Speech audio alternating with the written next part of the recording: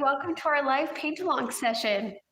We are painting Dandelion Dreams tonight. And I'm Sarah Cray, and we have Michael Cray working the cameras. Well, hello. We're married. That's my husband. So it's so fun being able to watch you guys comment with our little countdown screen. We're going live right now on Facebook and YouTube, and you guys can see each other's comments, which is actually really cool and fun. I have to say hi to Aaron Loop, who is someone I went to high school with. Gosh, what, 20 years ago? No, it was last year. We graduated high school last year, and I'm sticking with it. I think I actually went to junior high with him too. So Aaron, so fun to see your name. Hello. And Jill, I saw your name pop up. Dana, so many fun names popping up. I love that you guys can see where you guys are from. I keep looking to the right here because I have my phone so I can check comments. Okay, I'm going to do a few housekeeping things first, and then we will get started with our project. For those who do not have their supplies ready, we are painting the Dandelion Dreams project from our landscape workbook. If you don't have a workbook, don't stress about it. You can totally do this freehand. You don't have to have the outline. And I'm going to tell you the colors so you guys can set that up as I go through housekeeping. The colors we're using tonight are black, bleed-proof white, azure blue, golden yellow, and rose red. And if you don't have those exact colors, just use whatever you got, okay? No big deal. I got to take a minute to address the echo in the room, the echo elephant. Yeah. When we film tutorials, I can record these and take it and fix the audio in post. But when we do these live, we're in a big echoey room and there's not much I can do. I've been researching different microphones and different things. So I'm aware of it and I'm working on it for you guys. We will fix it. It's just going to take time. And Dana said that I looked dressed up tonight. Well, thank you, Dana. But what you don't know is I'm totally wearing pajama sweatpants. Stand up. Underneath. Stand up. Show them. Show them. Okay. Ah! Nike sweatpants. Party on the bottom. That's right. Okay. You're a walking mullet. The brushes we're using tonight are round 12, round 6. Liner 2 and fan 4. If you don't have these exact brushes, again, just use what you have, okay? Don't let that stop you.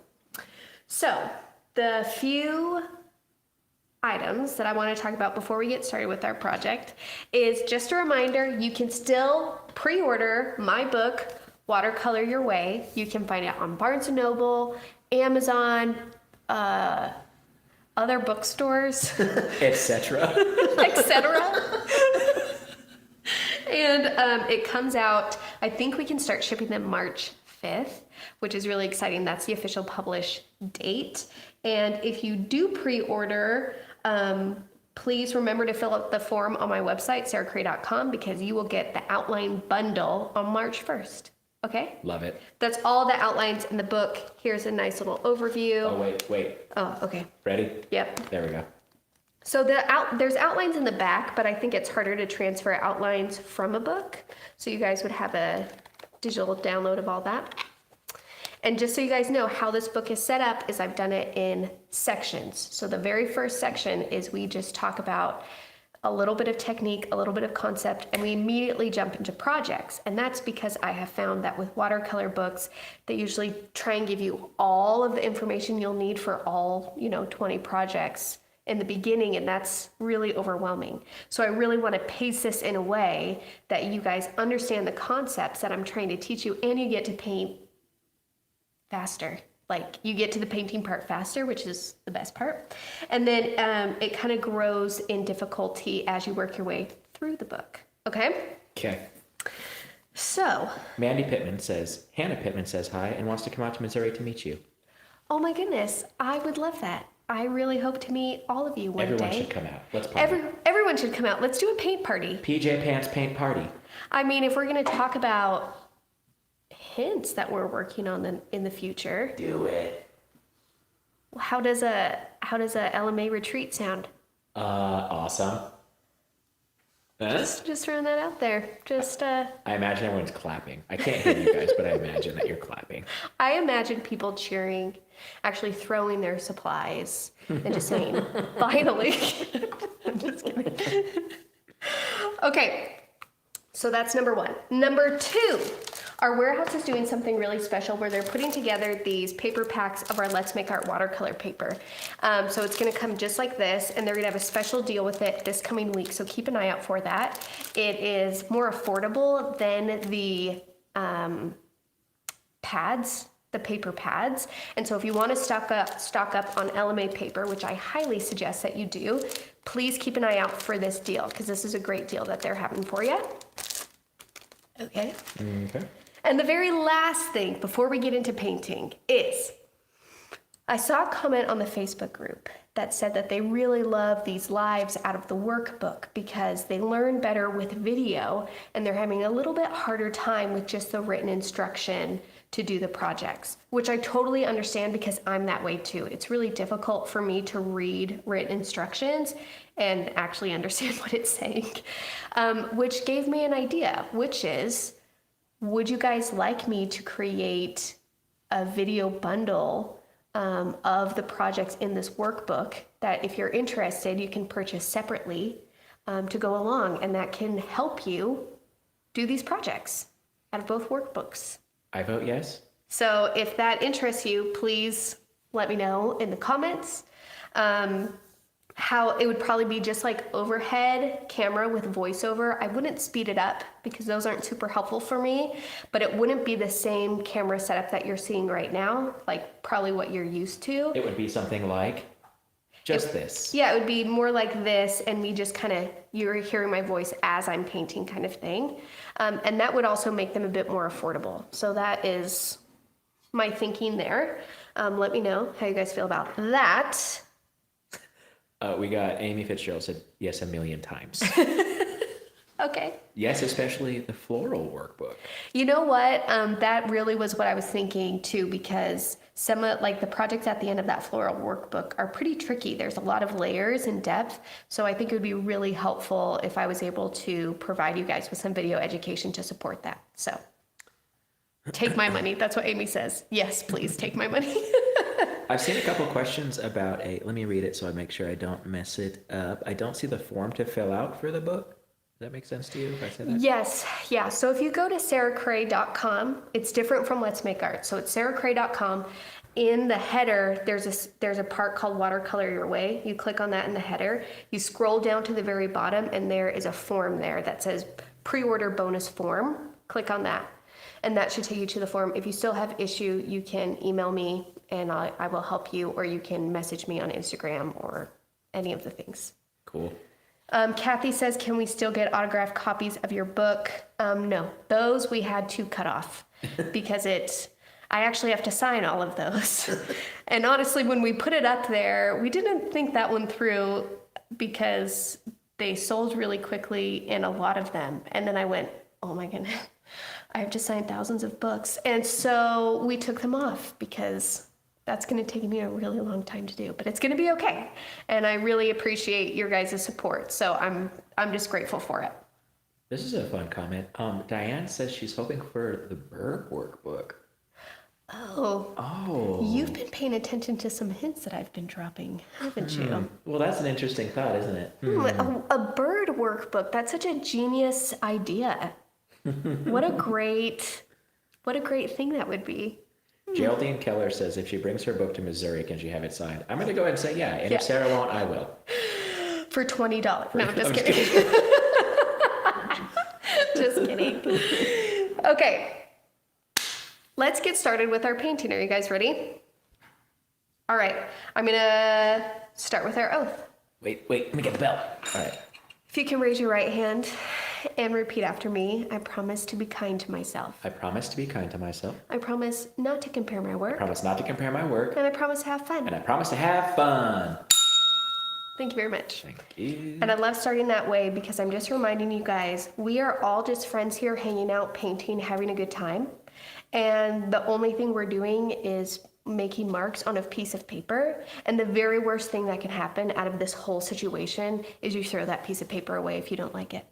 Which means that you guys can be courageous and a little bit reckless and try things you wouldn't normally try because you probably have more paper and you probably have more paint and you can do it again if you don't like it. So it's not a big deal. Love it. Amy said, no rehearsal tonight, is there? We don't have to rush. And no, Ella's play is over, if you were here last week, and it was so cute. She was an Annie, and it was adorable. It was so cute. I was able to see the dress rehearsal because I was out of town teaching a private workshop in Charleston, South Carolina, by the way, which is the first time I've been there. It is so beautiful. I can't even handle it. But I was going to be gone the weekend that they were performing, so I was able to see the dress rehearsal the night before. So I was one of the first people to see it, and I just... It was so cute. Loved it. Those kids did so good, and they practiced so hard, and so good job. Hamilton High School and junior high who put that on, just beautiful, beautiful job. I was really impressed, and I just loved it. Somebody asked if Michael can sign their book too. You know what? Yeah, I could do that. Can you do that? I have no artistic talent, but... Whoa. I take it back. I took the oath. You just took an oath, sir. I'll do it. Okay, great. All right, let's get started here. Enough chit chat. So we're going to be doing this project in 4 steps.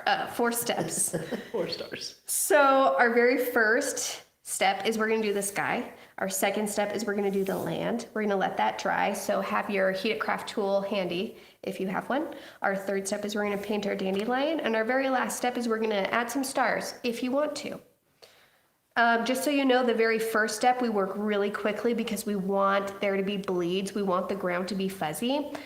So I'm going to paint really, really fast. And I have noticed with people that they're afraid to paint fast, but actually painting fast is so helpful for you guys.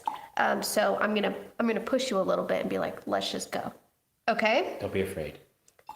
Jamie says hello. Hi, Jamie. I think that's the same Jamie that I got to paint with in France, but I'm not sure. But hello, Jamie. Even if you aren't that Jamie, welcome. All right, so the very first thing I'm going to do is I'm going to grab my round 12. I'm going to mix some rose red with some golden yellow and some water on my palette. And that's going to give me a blushy color. If you have the new colors, you could probably use Dusty Rose or something, but we just are kind of looking for a blush.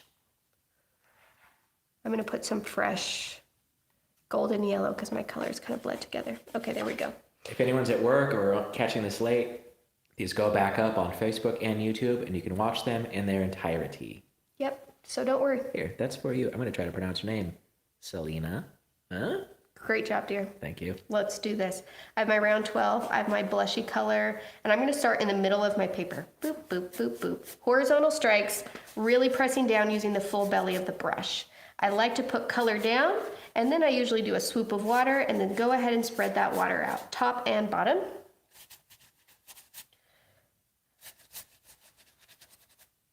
Maybe grab a bit more.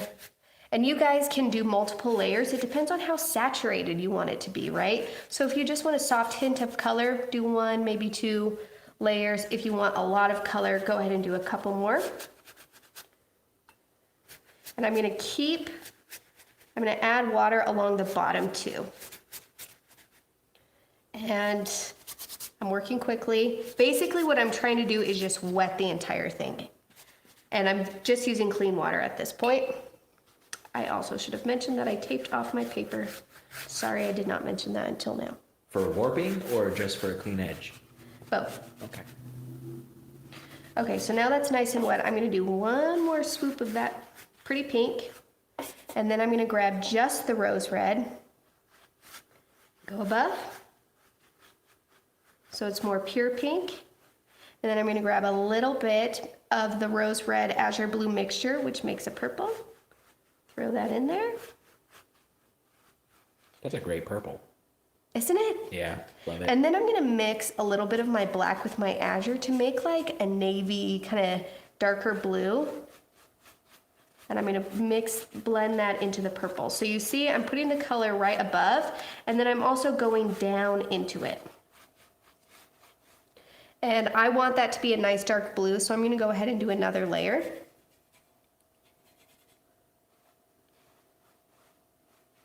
Because I kind of want it to feel like dusk. Like half of the sky you can start to see the stars. Oh, whoa, that was a strong purple. I like it though, so I'm going to keep it. And again, I'm still using my round 12. And let's go ahead and I just feel like going way stronger in color. I'm feeling a little edgy tonight. I'm feeling like, let's have some fun and let's do this. Okay.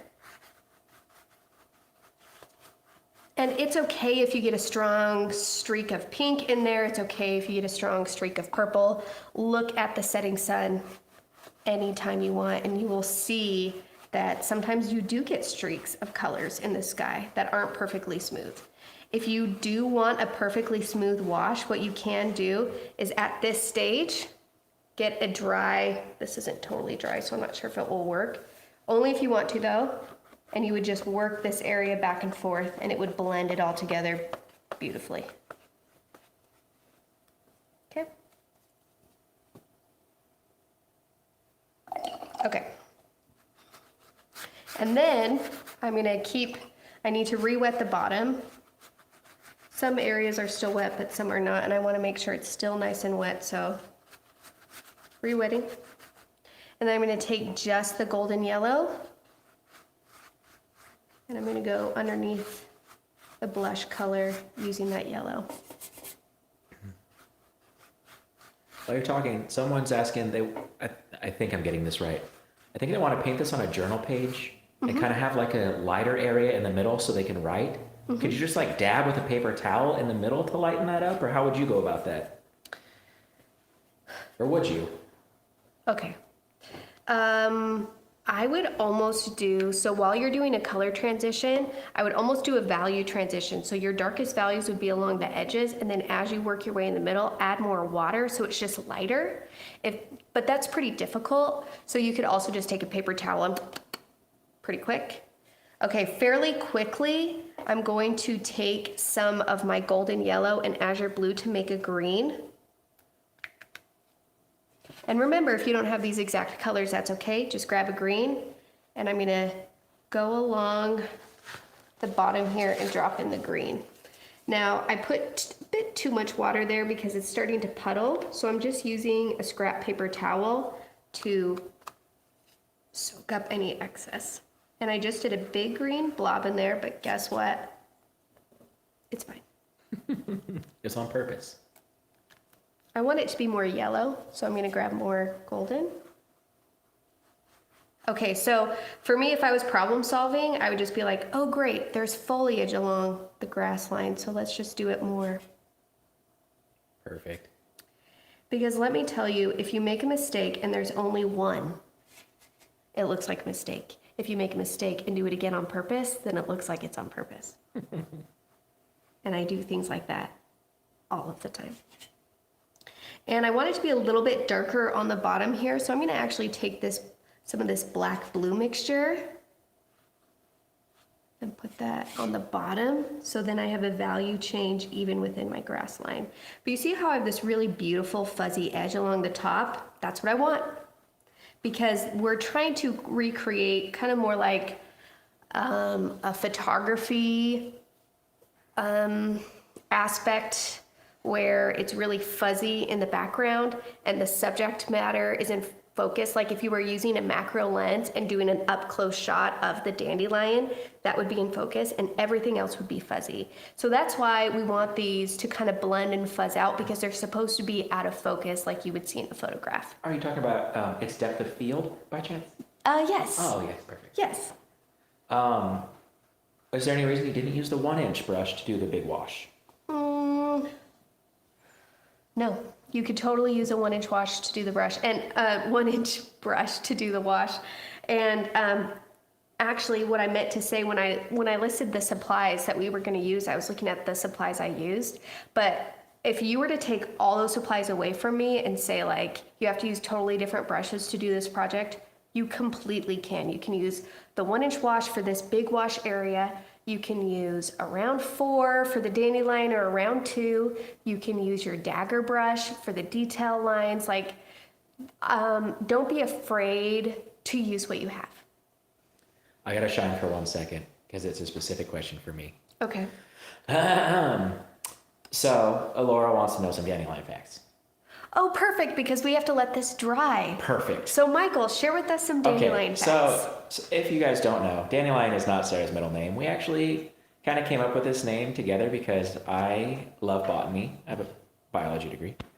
And dandelions are one of my favorite plants. And I'm sad we call them a weed because they're incredible. Yeah. They can fix their own nitrogen, which means most plants have to rely on bacteria in the soil in order to get their own nitrogen, which is an essential compound of life. Dandelions have formed a symbiotic relationship with the bacteria that lives with them all the time on their roots. That's why they can grow anywhere. They have their own nitrogen source. That's awesome. They're incredible.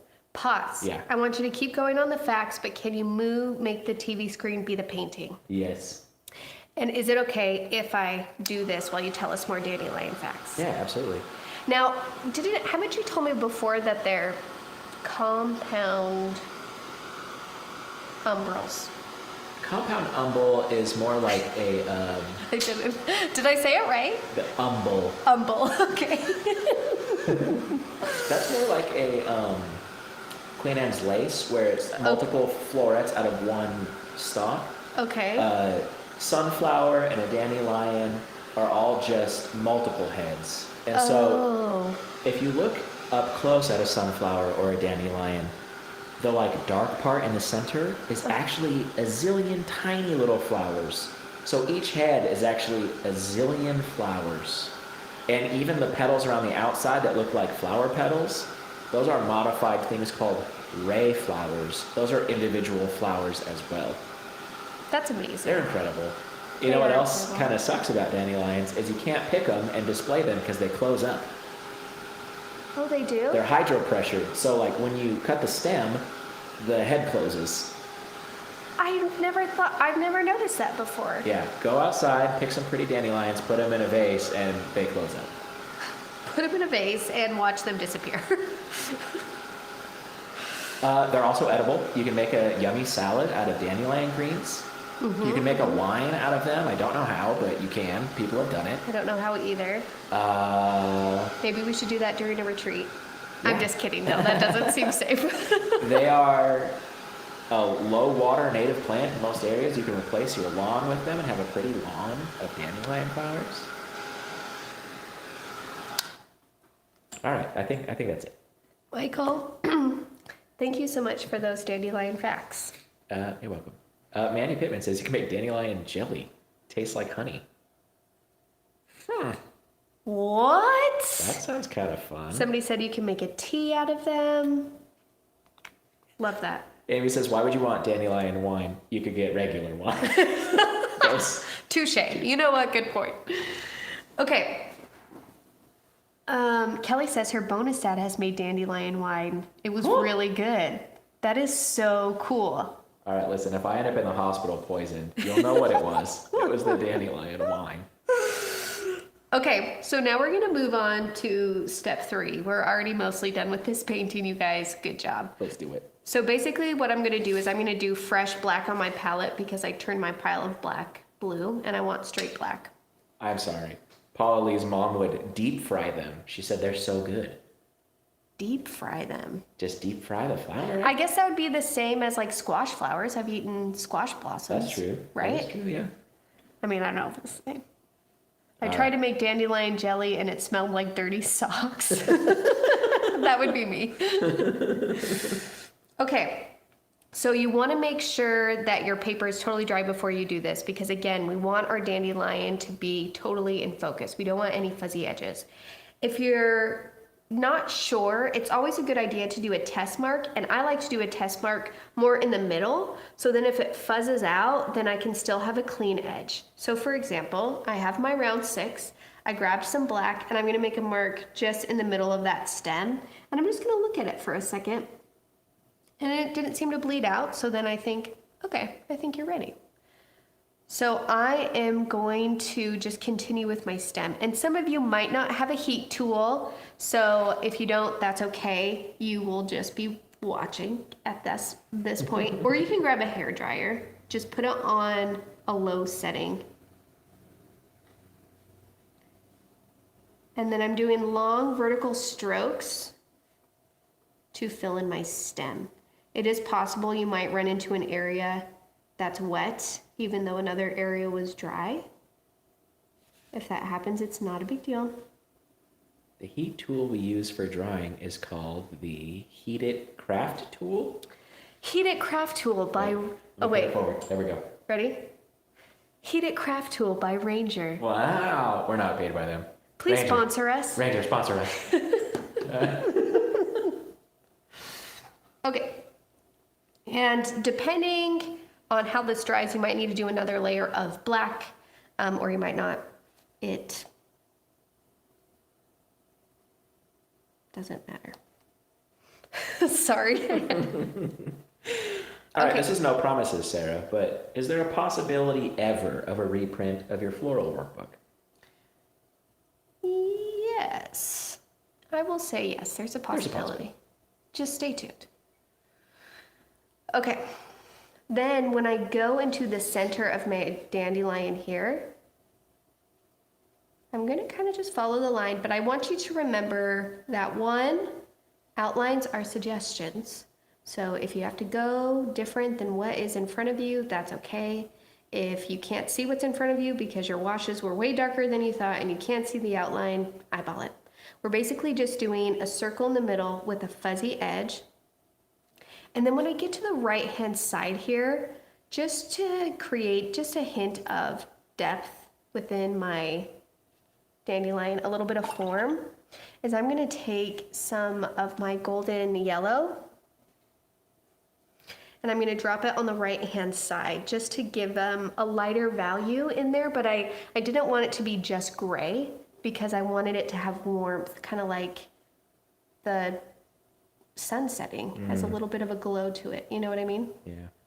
Listen how sweet this is about dandelions. This is from Penny. She said it's the first flower a child picks for mama. How sweet and innocent. It's my favorite flower ever since my 2-year-old daughter brought me a bunch 23 years ago. That's the sweetest. That is so true. This is a great question. Christina says, this book says Landscape Volume 2. Was there a Landscape Volume 1 so we can still get it?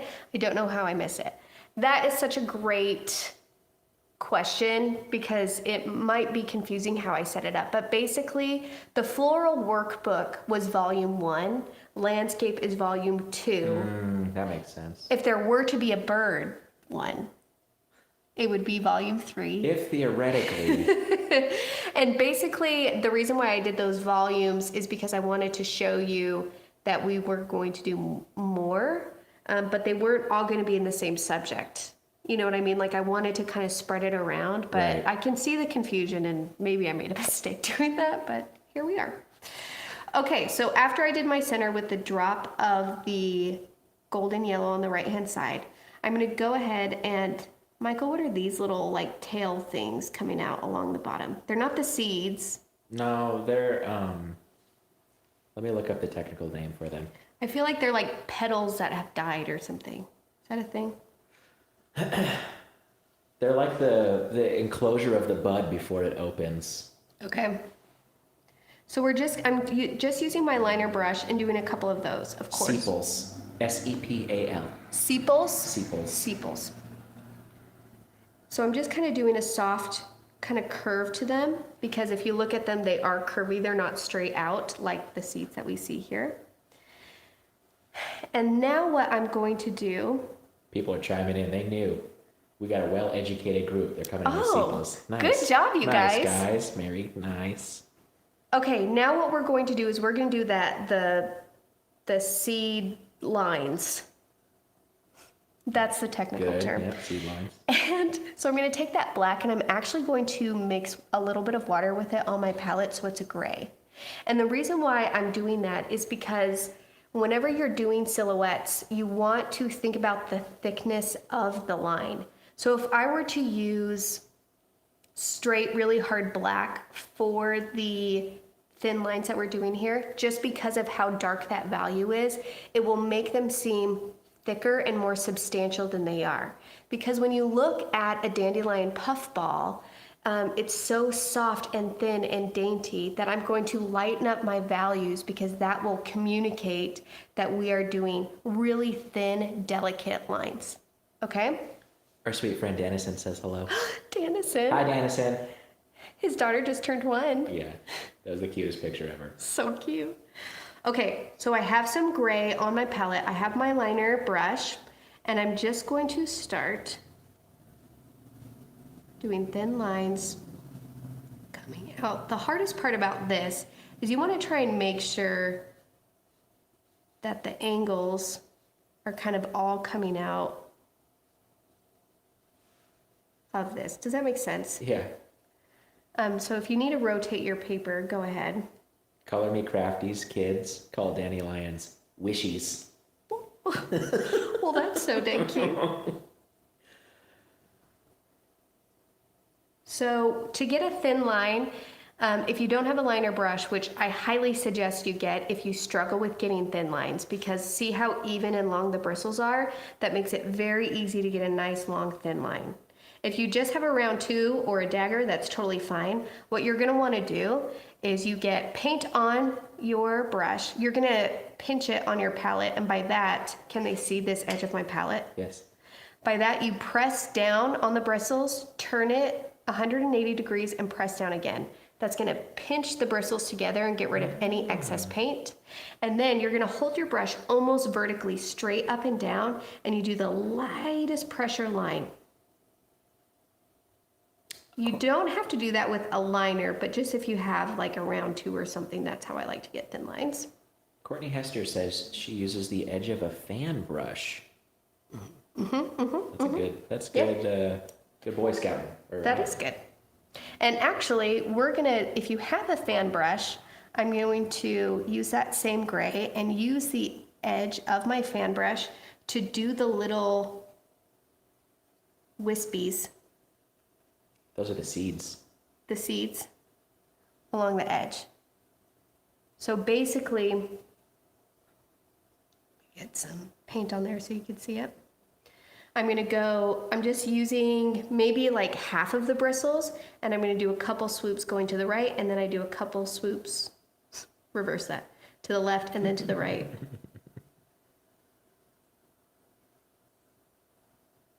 If you don't have a fan brush, you use your liner or your round 2. What we want to make sure though is we keep kind of a roundish shape. So I felt like my fan brush lines along the top were pretty horizontal. So then I'm just going to go in there and do a layer on the top to kind of round it back out. This thing we're painting is the fruit of a dandelion flower. It's called a dehiscent fruit. Dehiscent fruit? Yeah, because it dehisces essentially. It like... Dehisces. Yeah, there's different kind of dehiscence. Like if you think of a cattail that grows by a river, have you ever seen that they just like blow up? I have seen that, yes. That's called explosive dehiscence, and that's its type of distribution. Amazing. But yeah, dandelions are wind carried. Dehiscent fruit. Okay, so you now start to see, like with dandelions, you usually, if you look at them, have a very strong stem, center, and then the edges are usually pretty clear too. I might do a few more darker lines within my dandelion just so that whole area doesn't disappear completely. And I'm not gonna do it on every strand. I'm not like trying to darken every thin line. Instead, I'm kind of just going throughout and doing a few here just to give it a bit more substance. Some might be thicker than others, but don't stress. Okay, and then using that same liner brush, I can go in and do a few kind of more detail. And also they're not all even, like some are shorter than others. So you can go in and add kind of like that little seed top to them on the inside. Elise Jensen says there's a video online where someone bites into a cattail. It looks so unpleasant. I have seen that and it looks so gross. I have seen that, and that's how I know that they do that, because I saw that video. And it's like unending fuzz. Yes. And then if you want to give your dandelion wishes, your little wishies, a little bit warmth touch, like the setting sun is kind of just glowing off of them, you can mix a little bit of your golden yellow in with your gray and just kind of do some warm. Cool. And that's just going to give it just a little bit of warmth. Nothing too crazy, but just to show that the light is kind of hitting it. You know how when that light hits it, it just makes everything kind of glow? Just a little here and there. Nothing too crazy.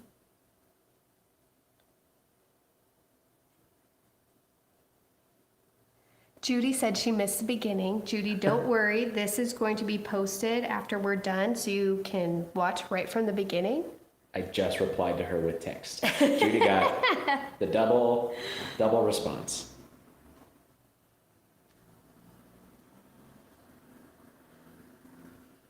And I think I actually might do one more layer of the golden color in here. Maybe a little bit of that black. It's amazing how much that effect does make it look like it's glowing in the sun. It's crazy. Yes, that's like my secret. If you guys purchased the Sunlit Forest ebook, then you know this, but like my secret for actually creating warmth in a scene is you take yellow and you just do a little yellow highlight along usually the edges that are closest to your light source. And I cannot communicate to you enough how much that transforms and adds warmth to your painting. Not that it can't be warm before, but sometimes just doing a nice yellow highlight on some things, it's like the most beautiful, smallest finishing touch that really, when you look at this, you go, oh, I feel the sunlight in this painting, which is kind of like amazing that people can look at a painting and be like, I can feel it. Now, let's say you did this and some of the areas got too dark. Like let's say you were doing some of the seeds and it got too dark or just too structured. One thing that you can do is you can take a damp brush and wherever it got a little bit maybe too dark or structured, you're just gonna kind of like blend, like purposely mess up some of the colors. And if the color just smears way more, then grab a paper towel and lift.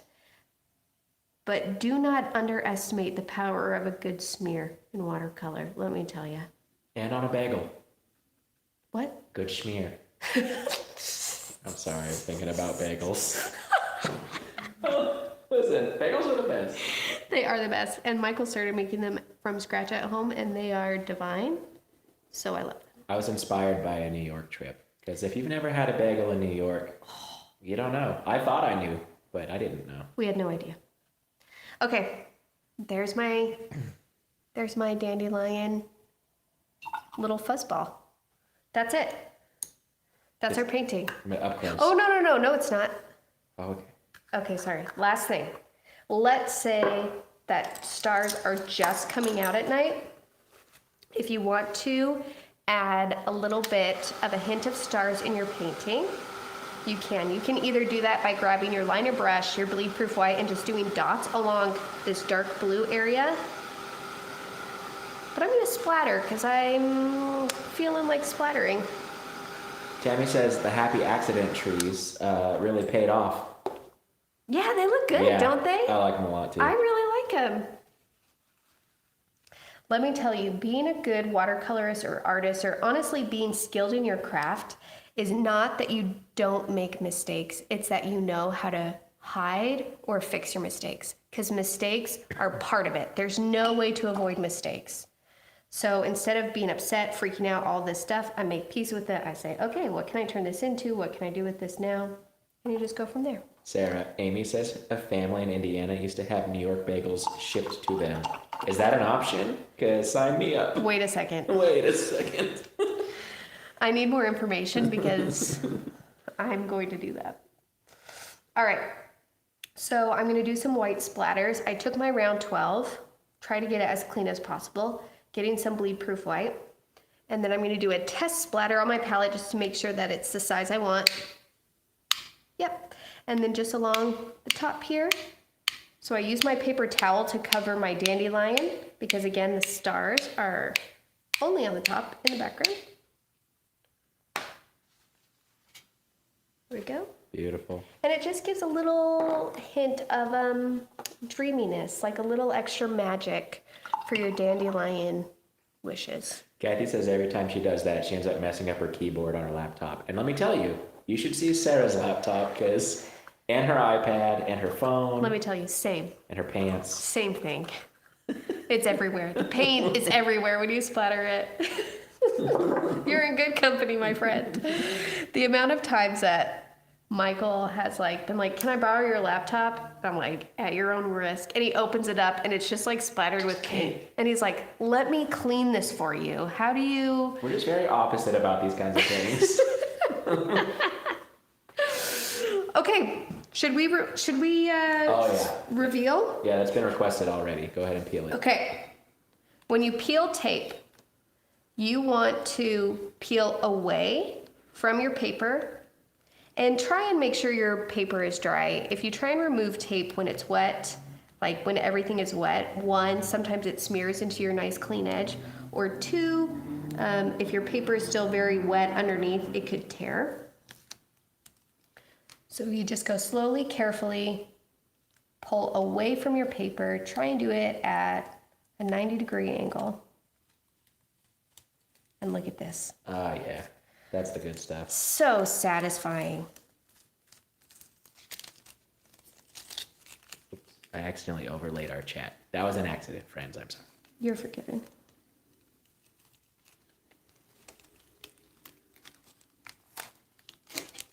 Last one.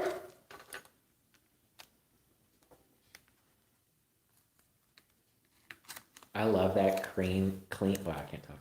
Clean, crisp line so much. Me too. It really makes a painting.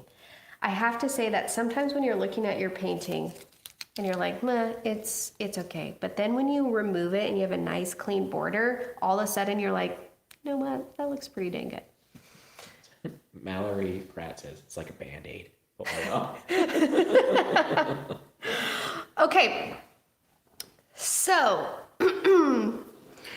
Jay says, oh no, I splattered my snacks. I think you can eat these. I don't think these are toxic paints. Yeah, it's fine.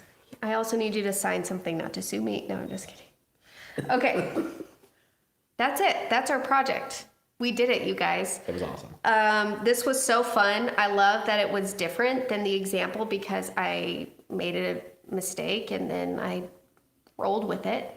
I love this project also because it shows you how you can really utilize wet on wet to create an out of focus background and then a nice sharp subject in the front to automatically create depth in your painting.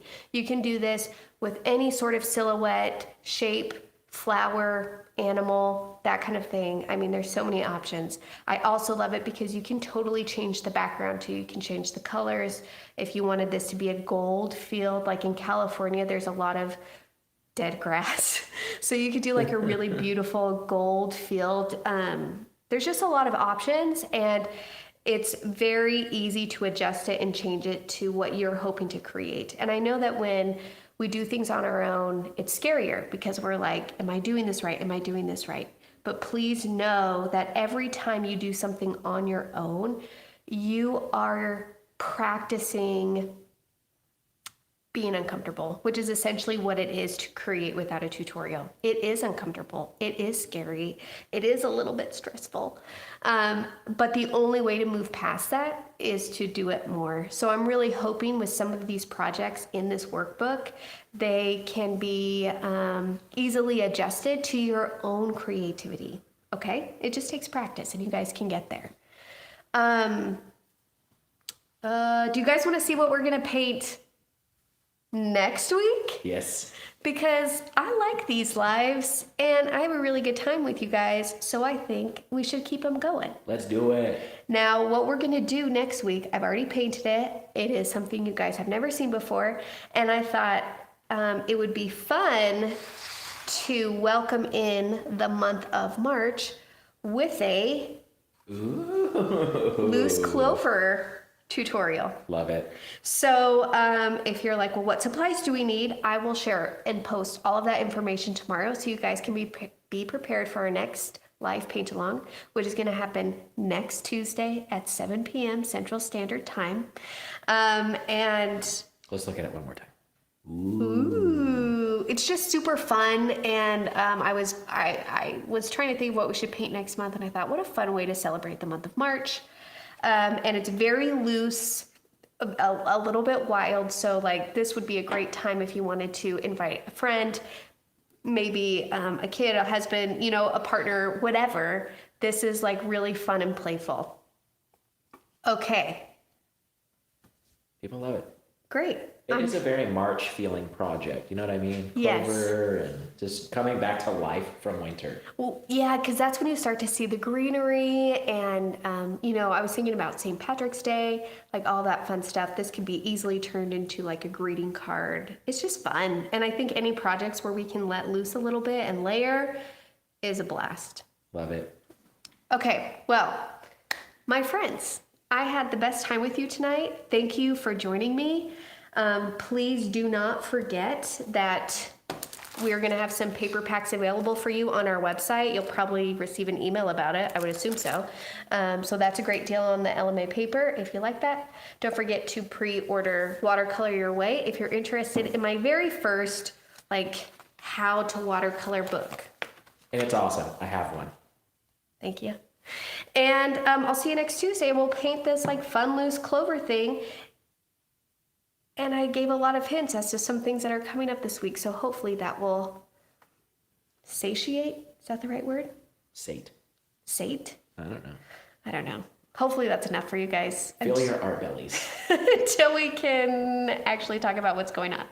Okay.